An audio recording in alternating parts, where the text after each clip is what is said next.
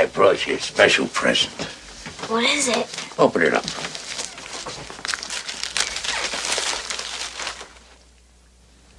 A book? That's right. When I was your age, television was called books. And this is a special book.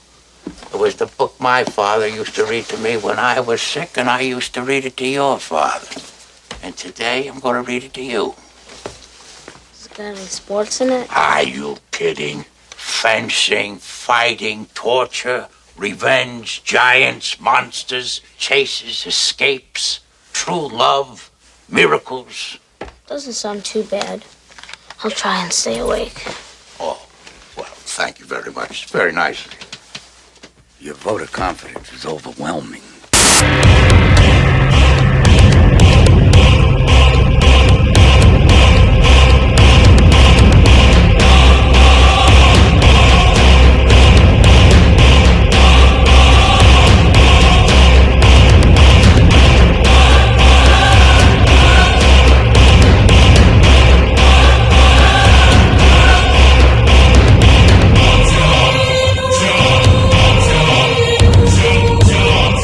Hello, and welcome back to Vox Popcast, the weekly pseudo-academic pop culture analysis roundtable with drinking and swearing. My name is Christopher Maverick, but you can call me Mav, and I am once again here with my co-hosts, Wayne and Hannah. How's it going, guys? I still think we should ask a different question. Maybe we should ask, what Marble League team are you supporting? But we answered that. We answered that every week. Oh, Rangers. Oh, no! God, no! The greatest. So that was our guest, Andrew from the Protagonist Podcast, who will now be kicked off the show because, oh my God, no! Because they hate greatness. We hate teams like the Patriots, which is basically what the Rangers are.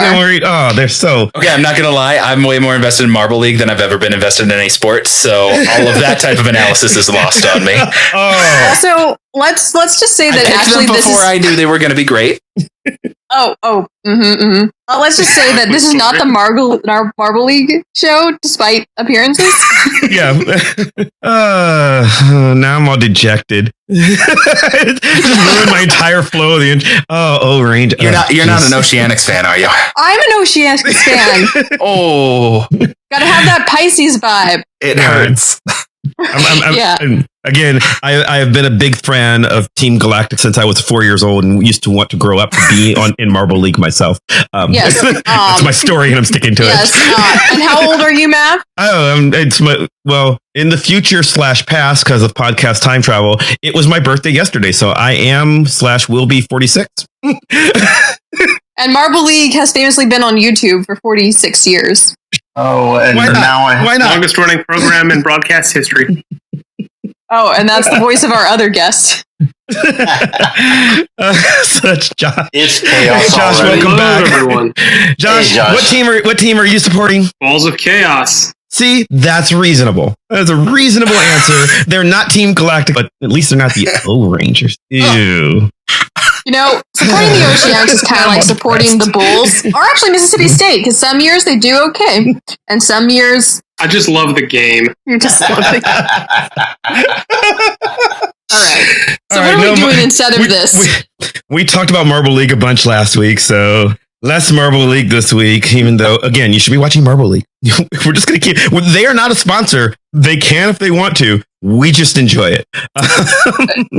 Also, if the last week tonight with John Oliver wants to sponsor us in addition to Marble League, that'd be fine too. I would also love that. So big fan of that as well. But anyway, we had a string of very serious, very heavy topics for a while with, COVID and George Floyd's murder, Breonna Taylor, and it's just like we had a whole bunch of bad things happen. And we've been trying to do a couple of fun, silly shows for the last couple of weeks. And this week, we wanted to do, there's something we've been wanting to do, which was, really fun. As regular listeners know, our box office game that we play every year that we shamelessly stole from the Protagonist Podcast, which Andrew is on. The Protagonist, you guys at your show, you play lots of games, right, Andrew? Yeah, we try to change it up. I mean, initially we had probably thought of doing it on some sort of semi-regular schedule. It's like, every month where there's a fifth week of our drop date, and then that was too much structure to try and require of ourselves. So we have like traditional Christmas game. We usually do something for Halloween, and then a few other games throughout the year. Mm-hmm. And you guys do a game that I enjoy listening to whenever you guys play it, which is you have the random story game. And then we were going to shamelessly copy it. And then I thought, wait a minute, I want to play. So why don't I just invite Andrew over to run it? And then, then this episode becomes no work for us whatsoever. And we get to play the game. So, I mean, we still have to have brain thoughts. well, yeah. Well, yes. I mean, you could have like heart thoughts too. It's storytelling. It's not all brain. So this is a game, and much like our, Andrew was last on when we did our Victorian parlor game. So this is a game that I think you at home can play. You can get your friends together and play over Zoom during pandemics, or just like get the family together and do in the privacy of your own home. And so I thought that'd be fun for people to listen to. And also, we are auspiciously English teachers on this show, but we tend to focus our shows more on the cultural studies side than the writing side. So I thought it would be interesting to do something that, this is an exercise that you might do if you were teaching a writing class. So how's it work? So essentially, and there's a lot of different variations you can do on this game, but you have elements placed in just on cards in a hat. These are some sort of elements of stories. And so in this case for you guys today, I've prepared a hat full of genre, a hat full of creative voice that you would be trying to mimic, a hat full of additional theme or setting elements, and then a wildcard hat that you would have to potentially add in. Sometimes there's going to be elements like, okay, these don't really jive, but the more you play with them, the more fun it can actually be. Because on protagonist, sometimes it's 3 hats. We've done 4 hats. We've done like director, starring actor, and genre. And so you've got things that you can play around with, whether you want to focus it in movie or novel or different types of media. You could do comic books if you want, all that sort of stuff. But the idea is to, take these different elements and then just try to synthesize in your head, what would a Western feel like from this creator? What would sci-fi feel like from this creator? What if I have to have this actor? What suits them, in these modes? And so it's just synthesizing all of this information and trying to produce something. And again, the more fun comes when you really do try, because one of our weird ones that ended up being really satisfying was silent film, but Ken Burns was the creative voice. Nice. It's that doesn't super gel automatically because Ken Burns is voiceover documentary stuff. You zoom across a photo of Civil War people while somebody narrates a letter. Someone talks, yeah. And how do you do that? Music plays. How do you do that in a silent film? And so we were playing with what is the idea of Ken Burns documentary when you have a silent film? It's you're not going to have a letter, so it's all or somebody speaking, so you have to do it all with the cards. I have friends who are real involved with improv and used to go to a weekly show of theirs, and it would be all audience participation, and they would play a game very similar to this where the audience would just shout out genre. They would ask for genre, and then they would ask for who are these 2 characters, and then they would ask for director or playwright, and the people there had to try to put something together based on those suggestions. Yeah, so it's a lot like that. Yeah. Well, this sounds, I think it sounds fun. And again, I've listened to, you guys do this half a dozen times at least. So I'm excited about it. When you say creative voice, so you're giving us people, these might be writers, they might be directors. We don't know. You're not saying these are all novelists. They might be, right. It could be a Ken Burns. It could also be a Will Shakespeare. Yes. I tried to give some variety in their media as well as era, gender, race, a little bit of variety there. Okay. And so what are the categories one more time? So we have genre, creative voice, a theme or a setting, and then a wild card. Perfect. All right. What do you guys think? Are we excited to play this? Let's see what happens. All right. I'm pulling out the first set from each of the 4 hats. I genuinely do have 4 hats. I don't know why, but I always want to actually have hats for this. So for genre, you've got high fantasy. Creative voice is Shonda Rhimes. Oh, no. Oh, wow. So far, it sounds kind of like a George R.R. Martin novel. Okay, this might be a little bit less. Your theme or setting is high school.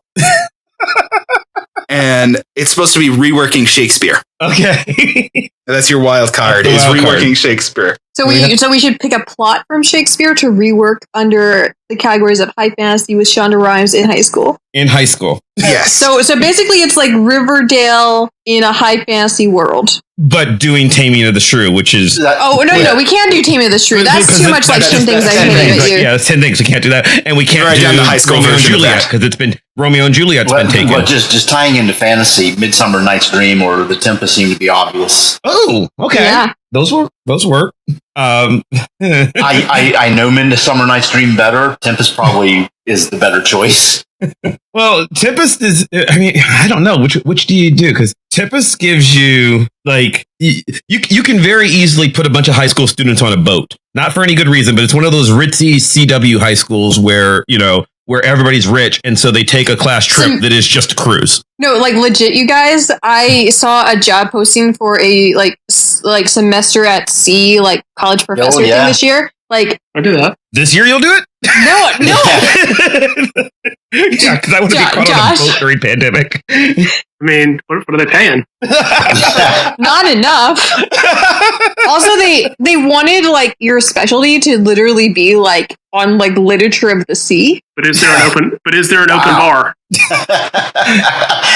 I was a barman. I think I've taken us a little off track. Do we actually want to do the Tempest? Because I think Midnight Summer's Dream could be easier in a couple of ways, because like you have like the romantic entanglements. Right, because we have the fairies who are the high fantasy. Those are the elves and whatever. Mm-hmm. Then we have the human players. You bottom in those guys as the jock, other school who are the humans or whatever. Oh, that's interesting. I thought they would just be the theater kids. Oh, okay, that makes sense too. Yeah. Well, because there are actual fairies in Tempest too, though. Yeah. Yeah. So Puck's Midsummer Night's Dream. Caliban's Tempest. Sorry, I was so focused on Midsummer Night's Dream. It's Ariel. Yeah. So like there are a lot of interesting like readings of Caliban that I don't know how to integrate here. That's just what I'm thinking about. I guess it's like, what would we do with Prospero, because he's just like dude grumpy hanging out on his island causing tempests. Then he's like, I'm breaking my staff. So he's like the principal who's like finally had it with this like. Yeah, he's the grumpy teacher / evil wizard. That's if it's Tempest, okay. Yeah. And if it's Midsummer Night's Dream, I don't know which one. Do you have an opinion, Josh? No, I'm trying to think. Well, so you guys haven't played a ton with Shonda Rhimes element yet. That's why I was thinking Midsummer Night's Dream, because Shonda Rhimes is known for a couple things. Murdering people and everybody cheats. Also like ridiculous like plot developments, which I think is just totally Shakespeare. And then like random deaths. Also just like in that Midsummer Night's Dream, like Titania has like sort of delusions, and a donkey like bottom turns into a donkey. Like, I mean, have we not all seen Grey's Anatomy when Izzy is hallucinating Denny's ghost and she's having ghost sex, but really she has a tumor? Like, have you guys not? Yeah, that's the only season of Grey's Anatomy I watched. Oh, I'm sorry. Yeah, well, they killed off Izzy and George, and I was done. The Shonda season I've seen the most of is How to Get Away with Murder. The series I've seen the most of, because that's Steph's favorite of them, so that's the one that I watched all of with her. But I've seen here and there episodes of Grey's and of Scandal. Of course, like the extremely positive thing that Shonda Rhimes should be known for is like Grey's Anatomy was like amongst a cluster of shows that on ABC like began like a serious like look at like casting diverse casts, and she is a very, very successful Black woman in Hollywood. So I think that like if Shonda Rhimes were to cast either of these, she would definitely not just cast a bunch of white people like a lot of Shakespeare things tend to do. Yeah, it would definitely be a super diverse cast. But since it's high school, it's got to be a super diverse cast of teenagers, essentially. Yes. Or 35-year-old people who look like teenagers. Who look like great. I mean, theoretically, I am throwing this out there. You could skew it and say that it is all high school teachers. Huh. Oh, yes, that's true. Also, which seems like maybe a Shonda thing to do. Yeah, and also let's put up a rule about whatever we do, saying that there is no awful teenage drama / school plot line where students and their like teachers or like the administrators are having affairs because it's gross and should stop being a trope. Well, it depends on. I don't know what Andrew's secret themes are. If the next game we play is secret affair between teacher and student, I think we're screwed. But did not make the list. But I think that if we're doing the Shonda Rhimes thing, I think that this is the kind of show where you get 30-year-old actors who look like they're 20 and we say they're 15. Like I think that's I think it's the classic Welcome Back Kotter all the way to Riverdale, 90210 in the middle. That's just how you make a teenage show.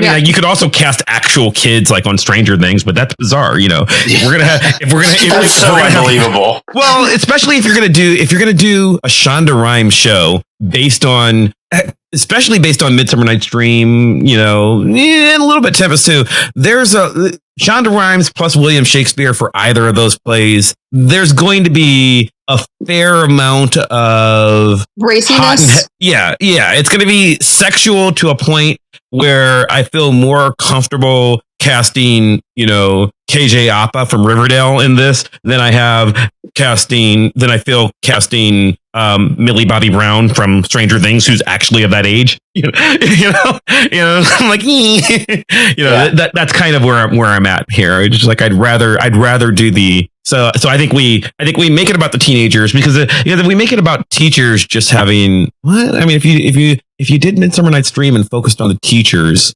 then are the students all the fairies then? Yeah.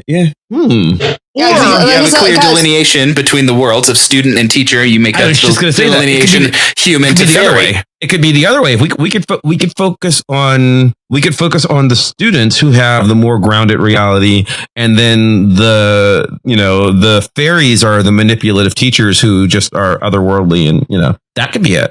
So like they're bothering to get in their students' love lives, or do we want the students to manipulate the teachers based on their love lives? See, and yeah, I don't know which of those is. I mean, I was gonna say which of those is less creepy, worse? But it's sort of more intriguing if it is creepy. Again, this is we're trying to make it not creepy, but this is Midsummer Night's Dream. Also, with Shonda, it's creepy. I mean, like like Shonda Rhimes' like positive like portrayals on TV. A lot of her like relationships in the shows are not super great. Yeah, so creepy is kind of her thing in a way. Sexy creepy, but creepy. I mean, I think some of the shows do like recognize that some of these relationships are not healthy, especially How to Get Away with Murder. I'd say in the bits I've watched. Yeah, there are no healthy relationships on How to Get Away with Murder. I mean, again, I enjoy the show. Every person is awful. There's no one to root for on the show. Even the main character, you're like, well, she's a good person deep down. She's kind of a bitch and she probably killed 4 people, but she's had good reasons. Like that's like the best you can do with that show. I love it, but I don't want to hang out with you. I might die. A lot of people around you die. So like if we're splitting the characters of Midsummer Night's Dream by like students in the human roles and teachers in the fairy roles roughly, then like what supernatural elements are we adding to this to make it high fantasy?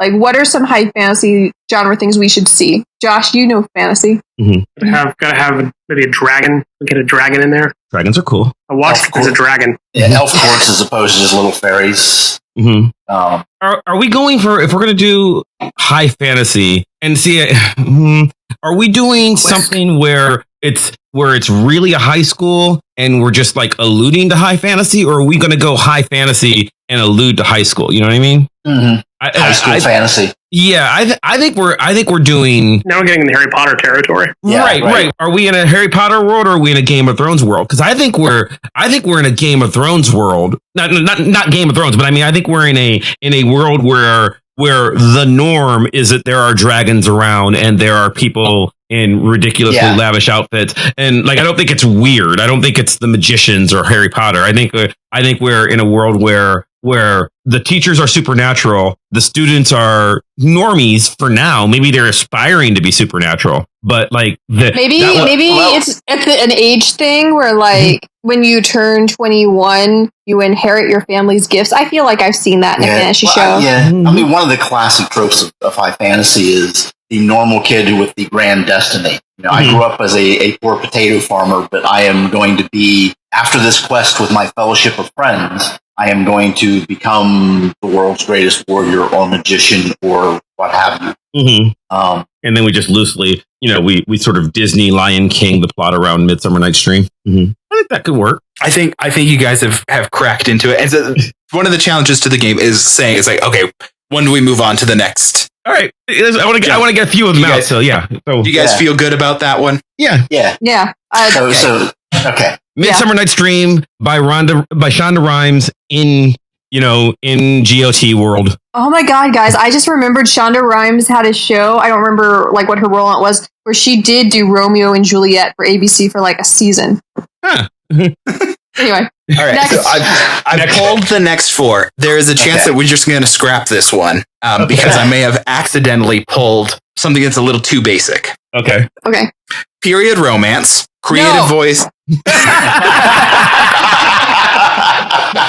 Well, wait till you hear the creative voice.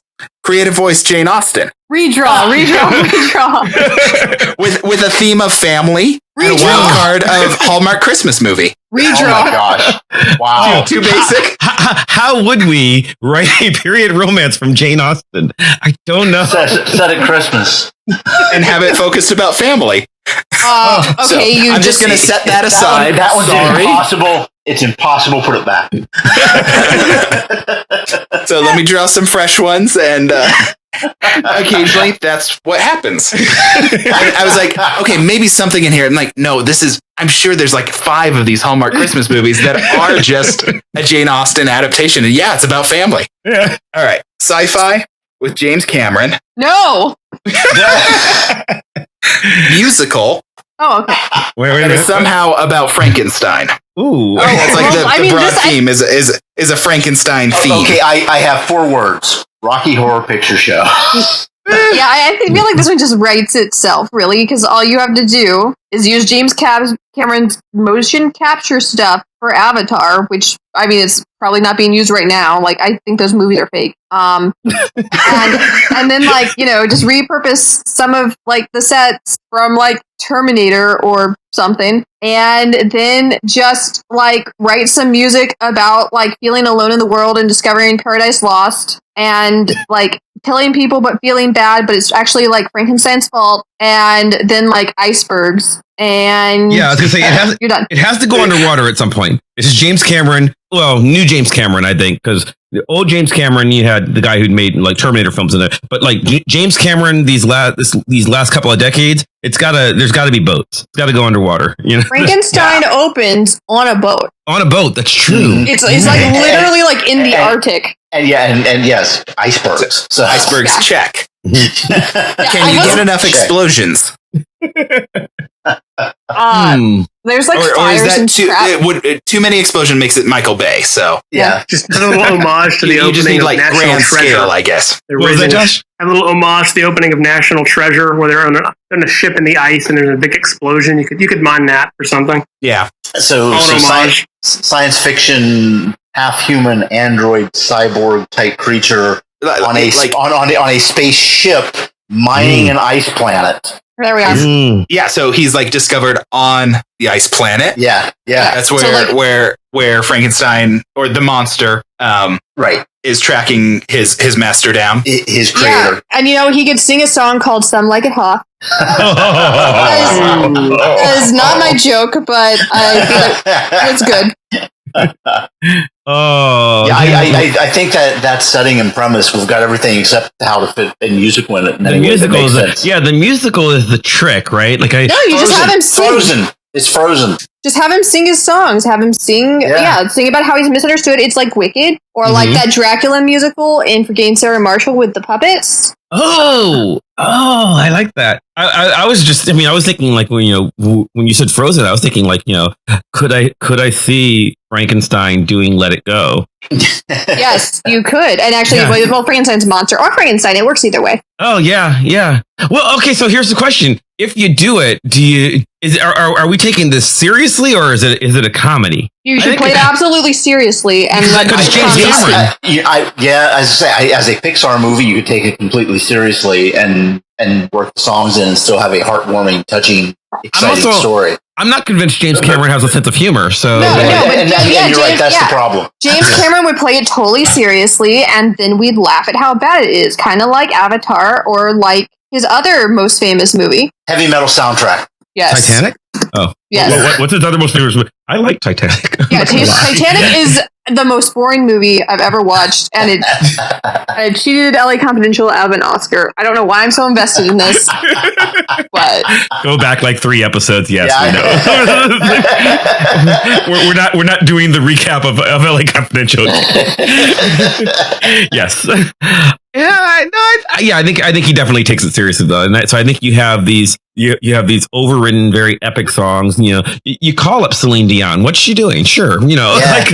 I'm going to throw in. There was in the early '70s, there was a movie called Phantom of the Paradise that was Phantom of the Opera set in a glam rock setting. Ooh. And it was portrayed as this scary thing. There was a monster, the Phantom, the opera type monster, and straight up soundtrack of like pop rock, glam rock, and really sweet ballads. It's a terrible movie. It's a really terrible movie. My fandom of the whole glam thing means I needed to watch it, and I read about it in a Monster magazine when I was 12.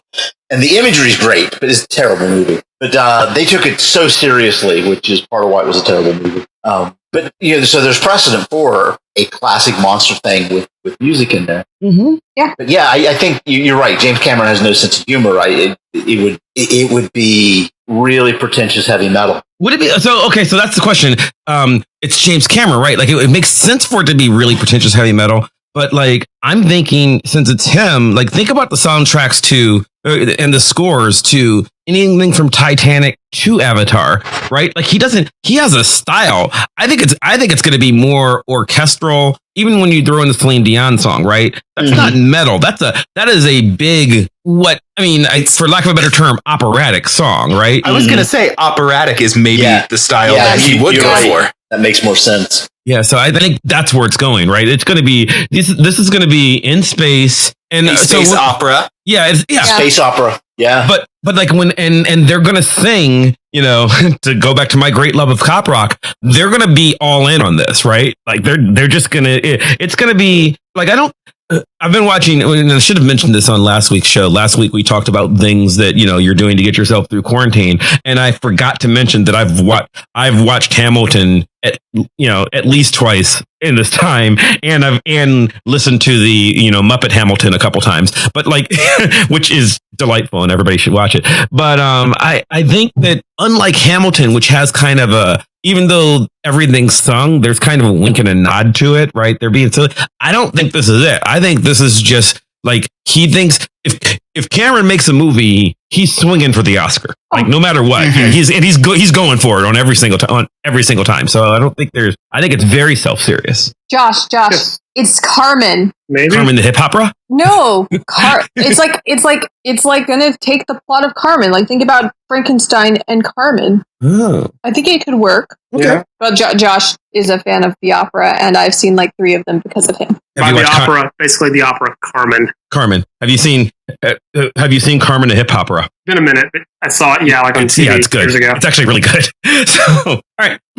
I think this works. I think that, you know what? And the thing is, I never want to count James Cameron out. This is ridiculous. I know you do, but like, this is ridiculous, but if he does something like this, he's all in on it, and it's gonna be something. Say what you will about Avatar. It's something. Could he take inspiration from Meatloaf in any way? Is that too tongue in cheek? No, I can see that. Meatloaf's a serious actor now. Yeah. He's probably a little old for any of the roles in this, but little bat out of hell. Oh, if you could work in the hits, that'd be great.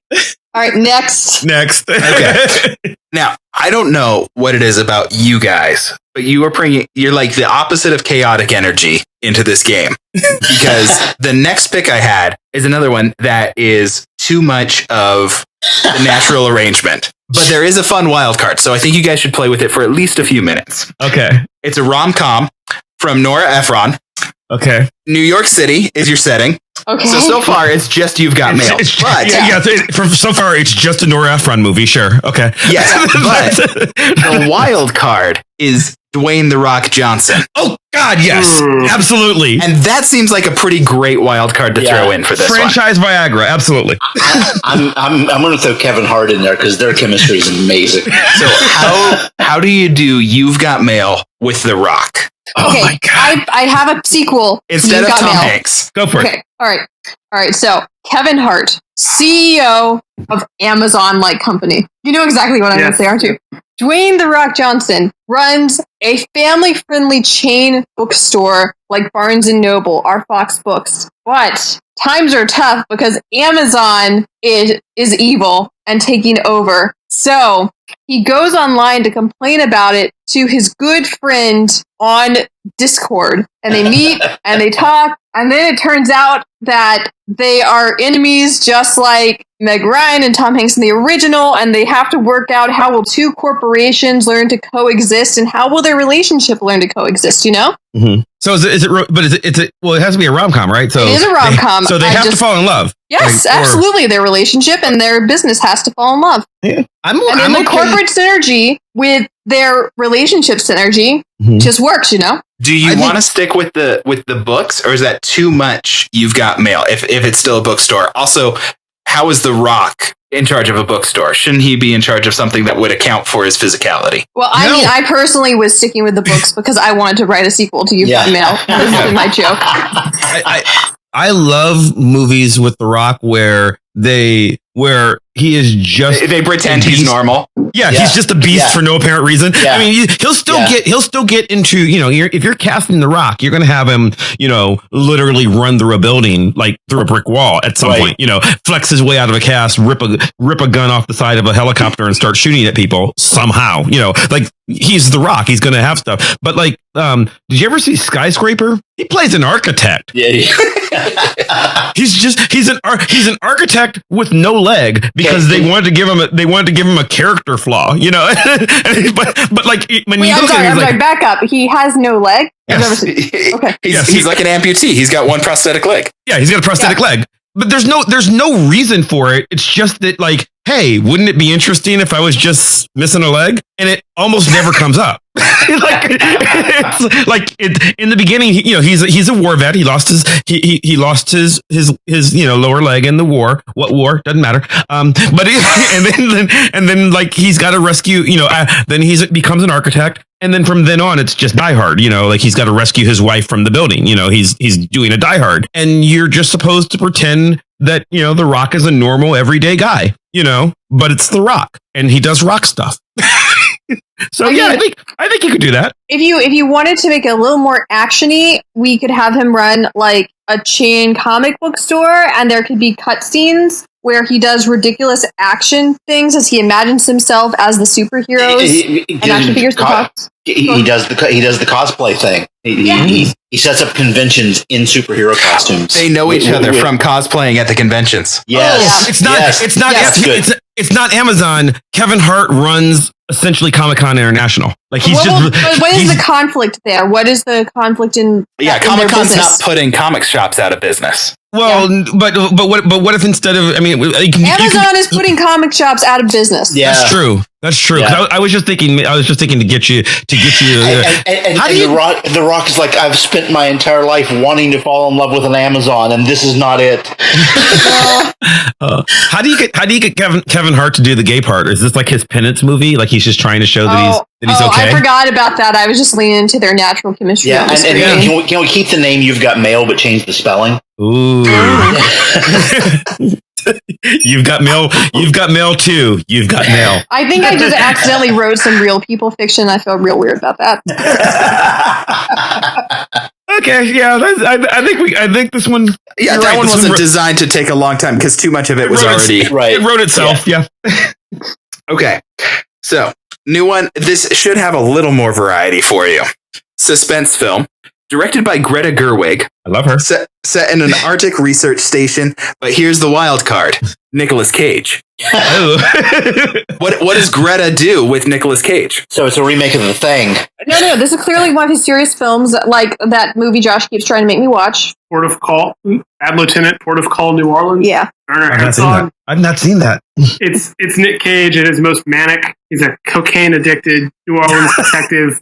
He's using like drugs as a painkiller because he was injured in Katrina, and he's solving crimes in New Orleans. Yeah, he's in New Orleans, so he does voice work. I assume there's an accent. It might not match. I can't remember. I own it, but Hannah's never let me watch it.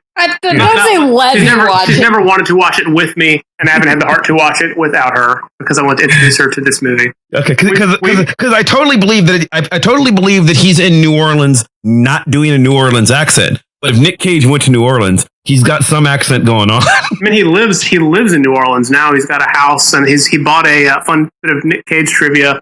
He bought a grave in like New Orleans Cemetery number 1 or 2, like a pyramid thing, like Latin, scary Latin on it. The whole thing. Okay. So Nick Cage, Gerwig's the director. She can do anything. So we'll leave her for last. And then we got suspense thriller. It's The Thing. Yeah, that's what I said. It's a you gotta do something else with it. Well, how do you get suspense in the Arctic other than there's something out there? Right. We're trapped in here. If we go outside, we'll freeze to death. But there's something killing us in here, and it's Nicolas Cage.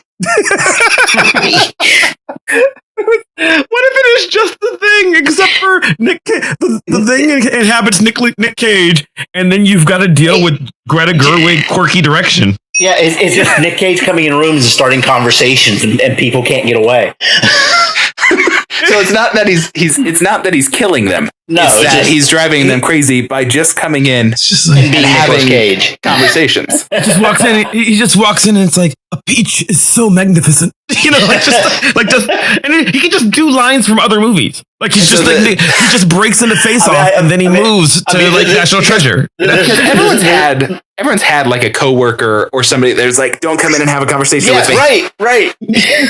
and just play off the whole trope of The Thing, and they can't get away from him. Oh my God! What if he's not a character? What if he's just playing Nick Cage? Yeah.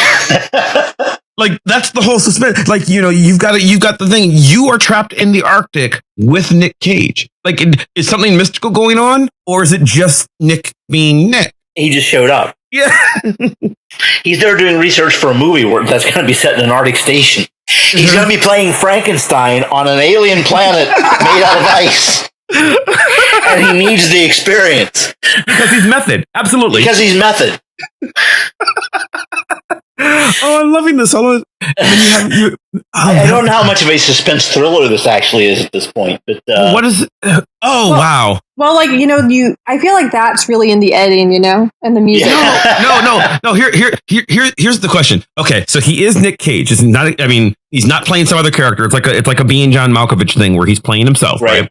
And then he is. You know, it's a bunch of scientists in the Arctic, right? Quirky scientists, because again, Greta Gerwig. Okay, but now we're in this world where Nick Cage is there researching a role. He manages to go and be with the scientists, and then you have the suspense thriller where people start dying, and you can't go outside because it's the Arctic, like it's the thing. People actually are dying. People actually are dying. People are dying. Now, here's the question. You're in the Arctic. You're in a science fiction world in the Arctic, and people are dying, and Nick Cage is there. Is Nick doing it, or is something else going on? That's the question, right? Yeah. Like, because you don't know. It could totally just be him killing, especially if he's researching the Frankenstein role, right? Right. He could totally just be killing people. Or maybe not. He's the one X factor in the situation, so it seems that way, but there could be something else. The suspense question. Yeah. Is it him? Like, it can't be Nick Cage. It's Nicolas Cage. And then everybody's just like, well, you know, I've seen Nick Cage movies. He ain't all there. You know, like you question yourself. And he's a method actor, and he's killing people in that other movie he's researching. Yeah, Cage is interesting. If you've ever seen Cage interviewed, he knows what he's doing. There's a self-awareness to him, right? Which is what I think makes him interesting if you let him play himself. Because he'll go out and be like he knows that he makes these really awful movies. And you ask, and when he's asked about it, he's like, well, I needed the money because he lost a lot of money in some bad business deals. And then he's also like, at this point in my career, I just take parts that seem interesting to me. If I read a script and it sounds like, oh, I could make an interesting choice, I'll just make any movie. And that's why Cage has he's got like 200 movies. He's working, right? Yeah, he's just like, oh, I'll and if you get Nick Cage in your movie, it won't be boring. He's gonna give you something, So I like this. I like that. I'm interested in seeing this film for real. Right, so I don't really know what we can add to that. Well, so what are the Greta Gerwig touches that you put in to make that happen? So Gerwig's only got 3 movies, and one of them nobody's seen. I've not seen it.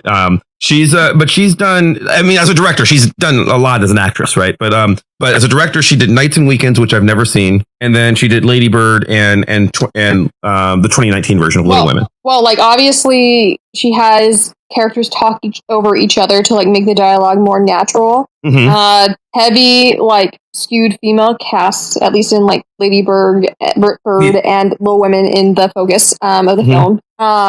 Some interesting angles, I think. Didn't you, Josh? You hated the editing of Little Women. Was it the editing? Yeah, the time jumps or the. Yeah, I found it hard to follow. I've never read Little Women. I've seen the original, the 90s version adaptation. So I'm vaguely familiar with the story, but I found it very hard to follow. Mm-hmm. Even with some of the, I think they were doing some color changes for the different timelines. Some were warmer colors, some were bluer. I just found it hard to. It had been the projector in our theater. I just found it hard to follow. I disagreed with him on this because I felt as someone who's read Little Women once every year for 12 years, it made the film new to me. I think that he brings up in the way that he watched it to critique it, he brings up some of I think the things that marked the movie as hers in terms of editing and style.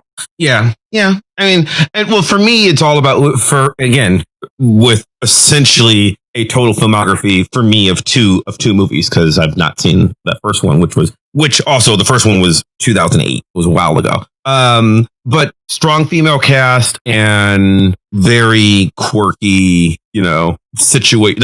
You said, the dialogue is really what she's all about. It's just I wonder if that's the thing. You let her do her quirky dialogue of just interesting, empowered female characters talking to each other, and then you don't give right, yeah, and then you don't give Cage a script. You just let him be. It's like an experimental film where she directs around him. You just tell Cage to explore the space naturally, and then you play that against Lady Bird style dialogue. And then they can rewrite the scripted parts for the others around whatever he does for editing purposes. Right, and then that's where you let her really shine as a I think this has to be a very experimental film, right? You just kind of let it go, and because she's not done anything like that yet, right? Lady Bird is a very tightly scripted coming of age story, and Little Women, she made it her own, but she had a novel to work from. It's an adaptation, Yes, it's sounding like that one's wrapping up. Yeah, I think so. Okay, so next one up, zombie is your genre. Ursula K. Le Guin is the creative voice. Setting on a spaceship, and it's some type of remake. Are we sure she hasn't done this already? I'm not sure she hasn't. I mean, I don't know. Katya should be here. I've read some of the boys has been. I know her stuff. It's usually pretty heavy on cultural content and context. She has short stories about what if ants actually did have written communication and things like that. From the synopsis, it sounds a bit like this Star Wars novel called Death Troopers, where this is an official licensed Star Wars novel, but it was basically a zombie novel set on a prison barge where some stormtroopers have to go figure out what's going on. It's from 10 years ago. It was a New Hope prequel. Came out 10 years ago. Anyway, I don't know what we can do with this. I don't know her, but I mean, she's written so much that I've not read that if you said she's done a zombie book, I'd be like, yeah, I mean, it would almost be weirder if she hasn't, That's her, man, and I can't find it anywhere. If you were doing a zombie zombie story set on a spaceship, but it needed to be a remake of something. What would you be trying to remake? Alien? Alien? What do you mean Alien? Not Pride. Pride and Prejudice has already gotten it. Yeah, it's not Pride and Prejudice. See, and which I see. Alien is weird because Alien. Well, the Alien, the first one, not so much, but there's so much zombie aspect to the Alien movies anyway. I mean, they're not people, but neither are zombies. I'm going to suggest the Poseidon adventure, where you can't turn upside down in space, but they're trying to escape the ship. But rather than all the dead bodies are now zombies. They're coming back, so they're trying to find their way out of this ship that has broken down in the middle of space. The gravity things are off. That's why everything's upside down. That's not bad. How that fits with Ursula K. Le Guin, I couldn't tell you. But yeah, so we have this group of people who are trying to get to the morning after. I'm trying to explore the idea as well. So if you've got like zombies in space, it means like a ship that gets infected is done for, right? You have to call that entirely lost cause. You don't try to rescue anybody. Yeah, you're right. You're right. Like you're just trying to get them. But what if there is like a job where you have to take care of any ship that has been infected, but it's a dangerous job because that means you have to get into proximity. Oh, I mean, like she apparently, I did not know this until I Googled, apparently she took a lot of like thought from like Peter Kropotkin, who was a 19th century writer, early 20th century, who came up with the book Mutual Aid, A Factor of Evolution. And so he thought about how there is like mutually beneficial cooperations within the animal kingdom. So like, Darwin's example of the orchid and the wasp, like, and fertilization and like their like co-adaptation toward each other. So maybe humans and zombies are going to adapt toward each other and there's like a cooperation amongst somebody somewhere. I don't know. Like you can use zombies because they don't die in space. You can use them as weapons to attack or to investigate. No, like to investigate ships or like what? No, like you learn to work together in harmony. Just because they're different doesn't mean they're bad. I mean, it'd be more complicated than that. But so this is a post I Am Legend world where we or post Shaun of the Dead where we realize there can't be humanity there. What's the Romeo and Juliet remake? Warm Bodies. Yeah. Yes. Yeah. So they're like we've reached sort of symbiosis with the zombie at this point. We are working in harmony. Exactly. Cooperation and mutual aid. Don't laugh at me. No, I'm agreeing with you. This is basically part of your dissertation. yeah, my dissertation on Ursula K. Le Guin. I think this is.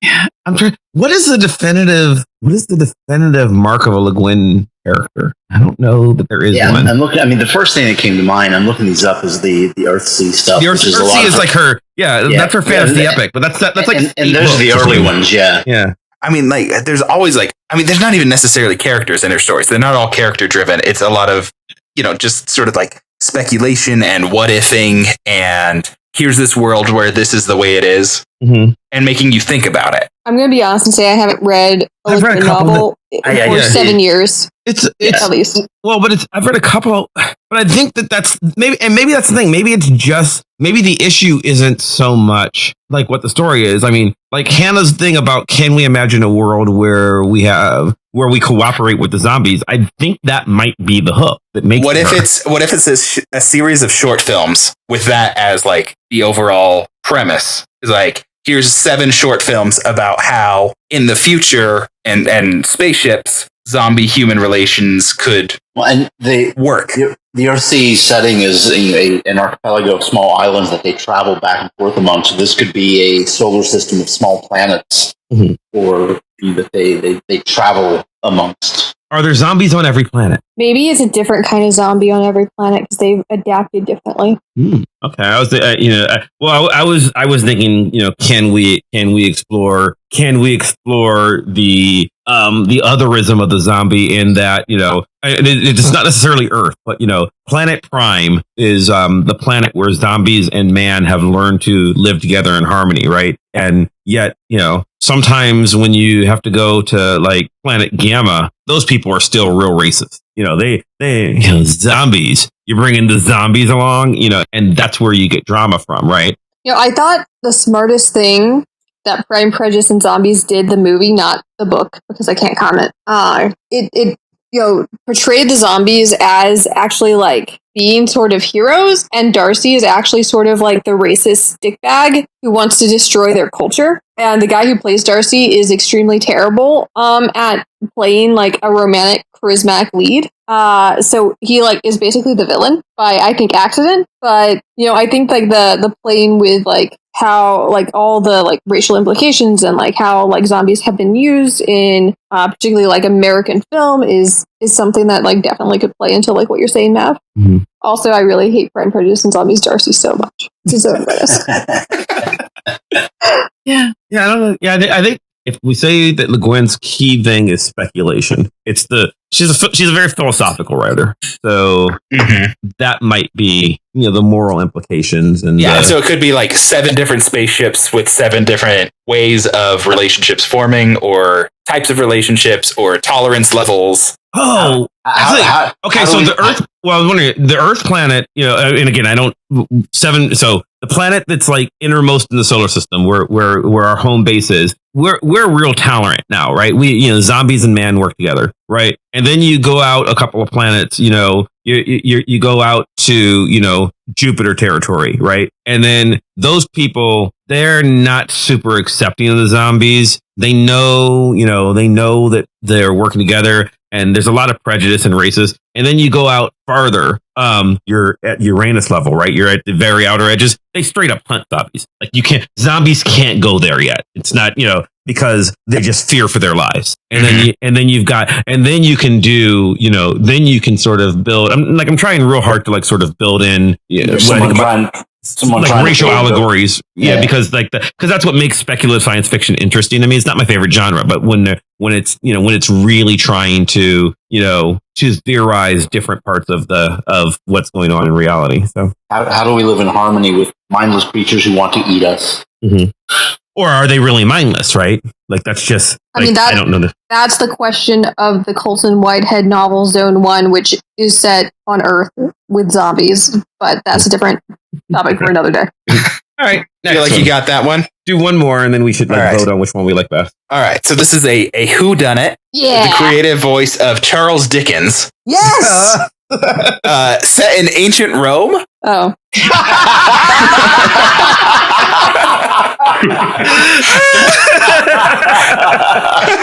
and it's also an animated feature. Oh, well. Interesting. All right. So you have to basically pretend that there already exists a Charles Dickens whodunit, and then you're doing an animated version of that in ancient Rome. Is that what you want to do? There are 2 Charles Dickens whodunits.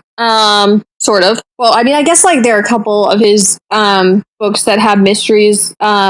Like Bleak House is considered like early detective fiction by some people because Inspector Bucket has his like little subplot. Little Dorrit, there's a mystery about the identity. Great Expectations is totally a mystery, but it's not really a whodunit. No, but the true mystery like novel of Charles Dickens is called The Mystery of Edwin Drude, and it truly is a mystery.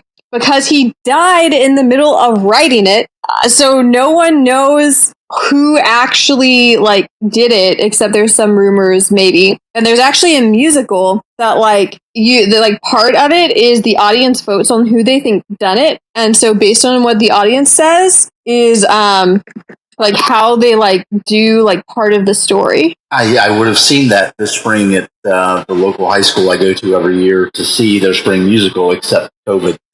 Mm-hmm. That was the one that they were in the process of putting together. That is so sad. Yeah. I feel so bad for those kids. Yeah, they were well into it before things happened. So, I mean, like, tickets were on sale. They were that close. Wow. Yeah. But yeah, so like The Mystery of Edwin Drood is like just a straight up like kind of whodunit. I guess that this is like the most influenced Dickens was ever by his great friend Wilkie Collins, who is credited with writing like the first like whodunit detective novel, The Moonstone. And it begins in an opium den. As all stories do. Yeah. And so, like, Edwin Drude is the titular character, and when he, like, comes of age, he plans to marry someone named Rosa Bud. I specifically said her name because it makes me laugh. And then, like, go to Egypt and work as an engineer. Which I mentioned because I think that could be interesting with the ancient Rome thing, maybe. Also, my favorite Dickens character name of all time appears in this novel, and it's Mr. Honeythunder, and he's a philanthropist, but he's like one of those philanthropists. Like Dickens was like a reformist, and there's a lot of great social commentary in his novels, which I think is important to mention if we're doing a Dickens thing, because that's like his great hallmark. Besides his humor, unless you're reading A Tale of Two Cities, in which he's not very funny. But Mr. Honeythunder, like other philanthropists in Dickens lore, is like critiqued, and he's like such a dick. Anyway, it's funny. I love it. I'll stop talking now. No, well, you clearly know the story better than anybody else, which is perfect. I mean, like, who amongst our listeners has read The Mystery of Edwin Drood? Who amongst our host has? Because I've not. Like listener/host. Like, no one's read this novel because it's like not done. I'm familiar with the title. That's mine. Right. And if I'd seen that play, I'd have known more about it. Well, so again, if I'm pulling the synopsis just so I have a character list, but move to ancient Rome. Do we want to do gods and goddesses? Like, but we just did like Midsummer Night's Dream. Yeah. Or do we want to do, or do we want to do this like just like classic, like straight up historical Rome? Historical Rome. Maybe add some sword and sandals. Yeah. Maybe add some sword and sandals aspects, so there might be fights and stuff. But I want there to be a character that's called Senator Honeythunder instead of who killed Senator Honeythunder? Yeah.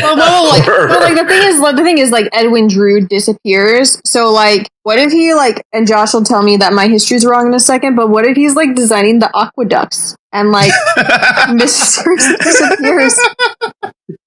Are you just laughing at me? Yeah, it's funny. Have either of you heard of the novel Rome, Sweet Rome? No. Okay. Yeah. It started out as, I think, a Reddit post, like an alternate history thing where like a U.S. Marine strike expeditionary unit is transported back to Julius Caesar's Rome, and it's like, how would like a Marine unit deal with it? They'd have like a priest in the unit that speaks Latin that he's like translating, and the Romans are just like freaking out about it. He adapted it into like a full novel, and then somebody bought the movie rights to it, and it's been languishing ever since. One day I hope this will get made. So you're saying we should ditch Edwin Drood and just you could slap a mystery on it and get a movie out of it somehow. I don't know it. You just want me to stop talking about Charles Dickens? I know what you're doing. But Dickens is required, though, is the problem. Yeah. That is not a problem. You could have there's also the quirky characters you could have in that setup. There's nothing wrong with Honeythunder and Rosa Bud. I'm just skimming the Wikipedia page on this because I haven't read it, but like, there's twins in this. Yeah. Neville and Helena Landville. Yeah. I mean, there's like all kinds of like aspects of this that I just think make for great, because twins, and I'm sorry for any twin listeners, but like in film, twins are innately creepy. Romulus and Remus. Rome is named after a twin. The Shining. Twins. That very boring. Yeah. I'm saying Rome is named after twins. So. Yeah. And there's twin orphans. A lot of orphans in this because it's a Dickens thing. I was going to say it's a Dickens novel. but and you talk about also don't forget about Princess Puffer. I didn't. Yeah, I see a lot of stonemasons and stuff. So the aqueduct worker is fine. Are there any fights? Can I do like a big sword battle or a chariot race? Because I need for an animated film we have to. Right. Yeah, like he gets mad because Rosa has caught the eye of somebody whose name I forget. It's Neville. Neville, one of the creepy twins, is like, Rosa, I think you're pretty. And Edwin Drood is like, boo. And so like they could have a fight before Drood disappears, and then Neville would automatically be a mystery suspect because like, why would you not fight over a woman? That's like the solution to every Miss Marple novel. She's always like, and I think I just did this like an episode ago or two. She's always like, guys, you should like look at the domestic disputes, and the police are like, no, it's not that simple. And then it's like almost always that simple. Someone's always gotten married or had an affair. Whether it was so simple. Shush, it's complicated. These names are amazing. There's a Miss Twinkleton. Yeah, I know. This is Dickens. Mrs. Chris Sparkle. Yeah. Yeah, and Neville and Helena Landless are the orphan twins you're talking about, and just like the fact that their name is Landless and they're orphans, like Dickens likes to play with stuff, and like it's not as like amazing as Honey Thunder, but what is Mrs. Billiken? Yes. How do we Romanize those names? Yeah, I don't know. Why bother Romanizing these names? Let's just set it in ancient Rome. You know, like the Royal Shakespeare Company always like is redoing Shakespeare plays in different settings, and they just keep everything. And they're like, but look, it's in Rome now. But are we doing a remake of Edwin Drude, or are we coming up with the original mystery? I guess. Well, we have to come up with the other half of the original mystery, because I don't think the animated film company sponsoring this would be happy with us just ending it halfway through the story. Oh no, that's where the chariot chase comes in. Well, there's been film adaptations of Edwin Drood before, so I think we can finish it. Yeah, exactly. It's just we have to finish it. We have to decide who has done a bad thing. Is this his uncle hanging out in the opium den? Is it Princess Puffer? Is it Honey Thunder, the angry philanthropist? Is it the man after his fiance? Is it his fiance looking for a way out, but too like timid to tell him no, but somehow strong enough to kill him? I don't know. Is he actually dead, or is he just disappeared? Is he floating in the aqueduct dead? I don't know. I'm intrigued. The last question I have, though, is, we're talking about animated, but we're just blowing it off. But you sort of blew past the important thing. You said whatever animation company is sponsoring us. I think that matters a lot. Are we a Disney flick? Are we Pixar? Are we DreamWorks? I'm thinking Pixar. I mean, if we want to make anything off of this, it needs to be Pixar. Or DreamWorks? DreamWorks is doing some good work with How to Train Your Dragon 1 through 3. Right. Do we want to make a lot of money, or do we want the creative freedom to be able to do something really prestige, right? Like so like you can go the Disney route, and you can but like if you go the Disney route, well, you got a lot of orphans, killing parents, movie. Yeah, killing parents, you got that aspect down, which is part of the Disney world, right? There's just Disney factors. Right. But then you also have to you can't have the classic ending of Hamlet or Little Mermaid where, everyone dies. Disney's got to have a feel good kind of ending, right. Sort of talk to each other. But Dickens always has a feel good ending. Admittedly, Edwin Drood might not get to die a graphic death with blood floating everywhere in the aqueduct, but what I'm thinking is it's the difference between doing like a Roger Rabbit and doing, which by the way, Disney also cleaned up the ending of the original book, and doing a Cool World, right? Where you're not going to make any money making Cool World, but if you go to Don Bluth, you can do whatever the fuck you want, right? You can be weird. And I mean, if you want to get really weird, Ralph Bakshi, yeah, absolutely. Yeah, you can do the weirdest stuff. Yeah. You can do stuff like that, and then maybe you do something like crazy, like Spider-Verse, and then it just turns out being something that people love, right? Guys, I can't watch that movie without crying. So I don't know what kind of animation studio are we looking at? Are we? I was very American centric there. You can go. What if we went like Studio Ghibli? Yeah. Yeah. Yeah, but could you do like I think the Ghibli style? I think that'd be gorgeous. That would be beautiful. Rome. Yeah. But we'd have to like change the themes to fit their style in some way. Because Dickens is all about like fast, popular humor. And like I mean, there's like political critique in Howl's Moving Castle, like a lot of political critique. But I think that like. So I think that actually some of like Dickens's like humor and critique would translate over there. But I think that like I could describe their style as kind of like soft. And Dickens is not soft whatsoever. Right. He's been critiqued by like everyone about being rather brash and popular. And also, I don't know if they would go for the Opium Den opening. I don't know if any of these studios would go for the Opium Den opening, which I think adds a little something. Someone like Bluth or Bakshi would. Bluth and Bakshi will totally let you do an Opium Den. He would want to know. It's like, well, could we make it more than an Opium Den? Yeah. I think Well, Bakshi's, Cool World, cool. There's so much to say about Cool World. That's a different episode. I was about to go off on a Ralph Bakshi tangent. I'm like, no, that's an hour conversation. This so is a different episode. different episode.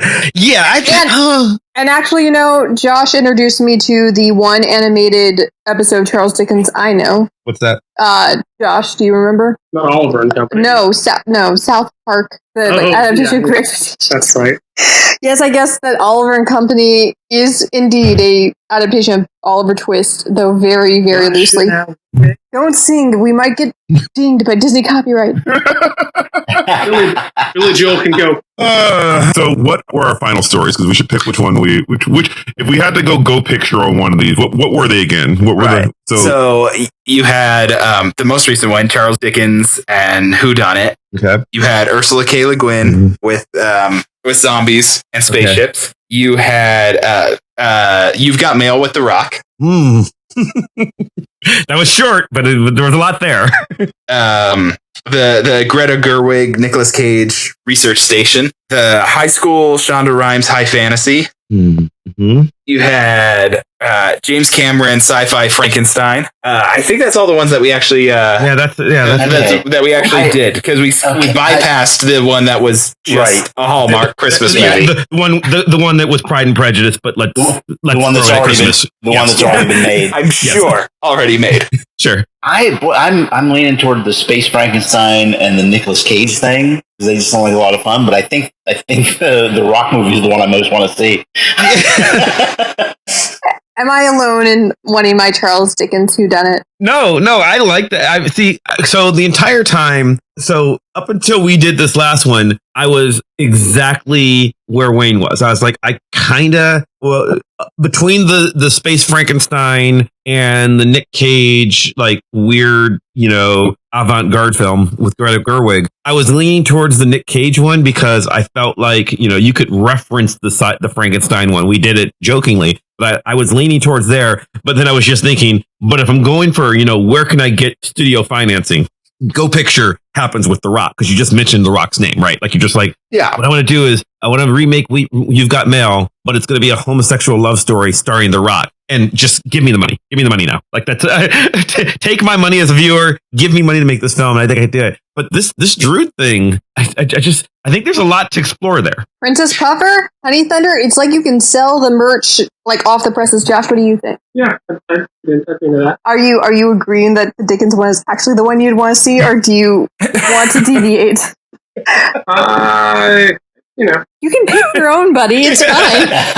I'm watching it from home because in the age of streaming, so it doesn't really matter. I'll watch any of them. I won't know. Yeah, that's a good point. It's you just said that, and I'm like, oh wow, it's 2020. We could probably get funding to make any movie right now because they're just like, we need content. Can you film it from your home?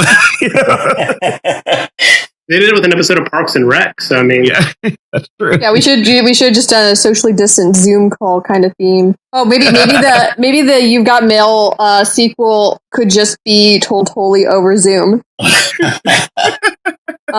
Yeah, so I think we resolved nothing. No. We can't even pick our favorite. We can't even pick which one. That's on par for this show. Andrew, thanks. This is fun. I love this game. Yeah, that was a lot of fun. I'm glad you guys enjoyed it. Like I said, you could always change it up with different factors. Yeah. Mm-hmm. Yeah. It's we'll have to play again just because it's just a fun thing to do. I like the silliness of it. It's like, oh, what about this? I really didn't think that Rock picture would be anything, but just the more I think about it, I'm like, I'm kind of into this. I'm not gonna lie. Andrew, where can people find you? For me, you can seek out the Protagonist Podcast or also Disney Animation Minute Essentials. That's a separate podcast that is coming back. You've been on hiatus for 3 years, you said? Yep. But we are getting back to it. Mm-hmm. Having children, it just you think you know how much time it takes to podcast, and then you have children. Yeah. Having children gets in the way of you enjoying Disney films. Yeah, that's what you had a couple of kids, and now when am I going to watch my cartoons? I don't understand. Exactly. But yeah, both of Andrew's podcasts will be linked in the show notes. And Josh. Hannah and I just get Hannah. You find me. Yeah, I guess that's true. Josh. Always. And Palindrome Hannah. You can find me on Twitter at Hannah Lee Rogers. If you go deep enough into my followers, you can find Josh's abandoned Twitter account. One day I'll post tattoos I keep thinking about, and that'll start my empire. Yes. As good as anything else. Wayne. No place new since the last time we recorded 3 days ago. So if you want to link that stuff in the show notes, that's fine.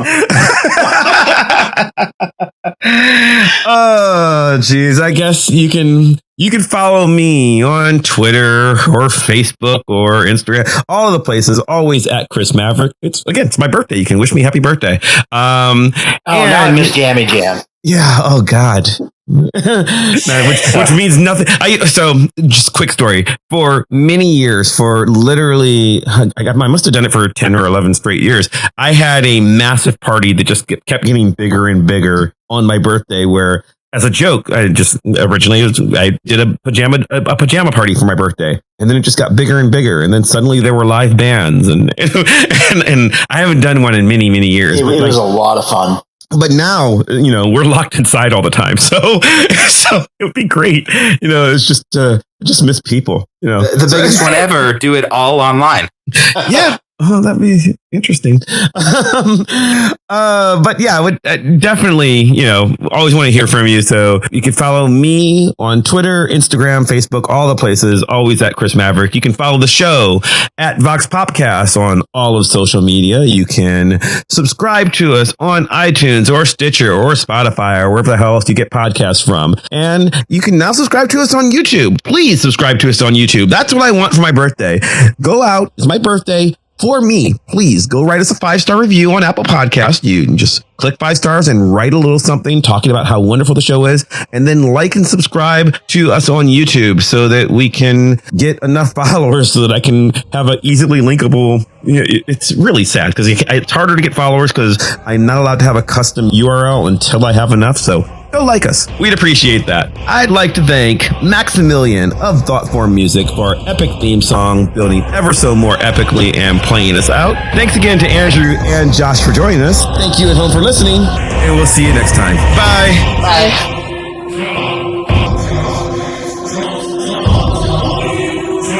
Oh, no, not the beast! Not the beast! Ah! Open up my eyes! Eyes! Ah! Wow. The plot thickens. Didn't even know you had a plot. No kidding.